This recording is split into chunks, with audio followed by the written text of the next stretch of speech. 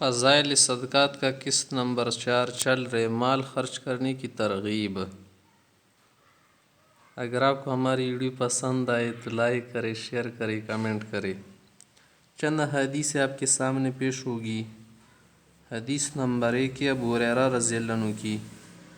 ابو ہریرہ رضی اللہ عنہ پیغمبر علیہ السلام سے روایت کرتے ہیں کہ آپ صلی اللہ علیہ وسلم نے فرمایا: لو کان لی مثل احد ذہبا لسرنی الا یمر علی 3 لیال وعندی منہ شیء الا شیء ارصدہ لدین۔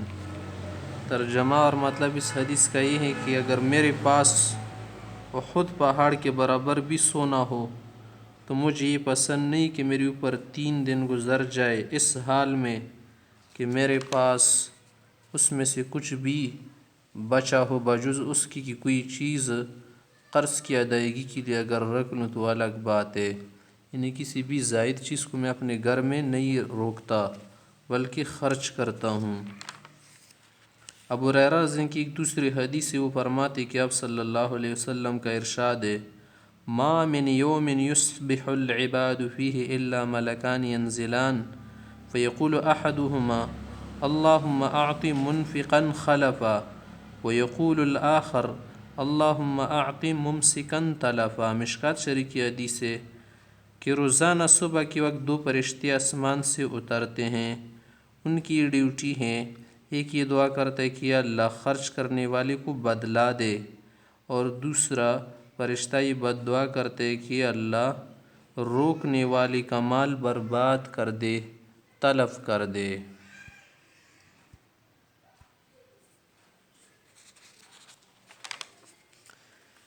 تیسری حدیث ہمارے پاس ابو امامہ رضی اللہ عنہ کی حدیث ہے۔ وہ حضرت رسول اللہ صلی اللہ علیہ وسلم کے ارشاد نقل کر رہے کہ آپ علیہ السلام نے فرمایا ہے: یا ابن آدم ان تبذل الفضل خیر لک وان تمسکہ شر لک ولا تلام علی کفاف وابدأ بمن تعول۔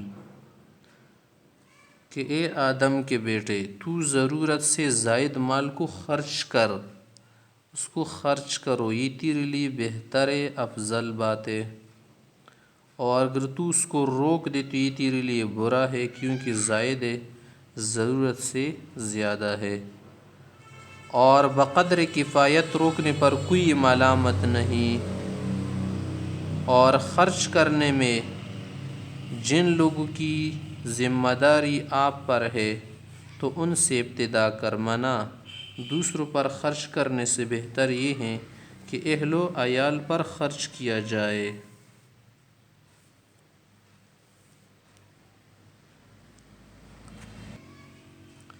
ابو ہریرہ رضی اللہ عنہ کی ایک حدیث وہ فرماتے ہیں کہ ایک شخص نے پیغمبر علیہ السلام سے پوچھا، حدیث کے الفاظ یہ ہے کہ قال رجل یا رسول اللہ ای صدقۃ اعظم اجرا قال ان تصدق وانت صحیح شحیح تخشى الفقر وتأمل الغنى ولا تمهل حتى اذا بلغت الحلقوم قلت لفلان كذا ولفلان كذا وقد كان لفلان۔ مشکوٰۃ شریف کی حدیث ہے کہ ایک آدمی نے پیغمبر علیہ السلام سے عرض کیا: یا رسول اللہ، کون سا صدقہ زیادہ بہتر ہے؟ ثواب کے اعتبار سے کون سا صدقہ بڑا ہوا ہے؟ کس صدقے کا ثواب زیادہ عظیم ہے؟ آپ علیہ السلام نے فرمایا کہ تو صدقہ اسی حالت میں کر دے کہ تو تندرست ہو اور مال کی حرص دل میں ہو، اپنے فقیر ہو جانے کا ڈر بھی ہو اور اپنے مالدار ہونے کی تمنا بھی ہو، اور صدقہ کرنے کو تو اس وقت تک نہ مؤخر کر کہ روح جب حلق تک پہنچ جائے، یعنی مرنے کا وقت آ جائے، تب تو کہنے لگے کہ اتنا مال فلاں کو دو یا مسجد کو دو یا مدرسے کو، اور اتنا مال فلاں کو دو، کیونکہ وہ مال تب کسی اور کا ہو گیا، یعنی وارث کا ہو گیا۔ حضرت علی رضی اللہ عنہ روایت کرتے ہیں قول رسول اللہ صلی اللہ علیہ وسلم، آپ علیہ السلام کا ارشاد ہے، مشکوٰۃ اور رزین شریف کی حدیث ہے، آپ علیہ السلام نے فرمایا: بادروا بالصدقۃ فإن البلاء لا يتخطاها، کہ صدقہ کرنے میں جلدی کرو، اس لیے کہ کوئی بھی بلا صدقے کو باندھ نہیں سکتی، کوئی بھی بلا صدقہ کرتے ہوئے انسان کو نہیں پہنچ سکتی، اللہ رب العزت اس سے بچاتا ہے۔ جیسے کہ ایک حدیث میں آیا ہے، ضعیف حدیث ہے کہ صدقہ برائی کے 70 دروازوں کو بند کرتا ہے۔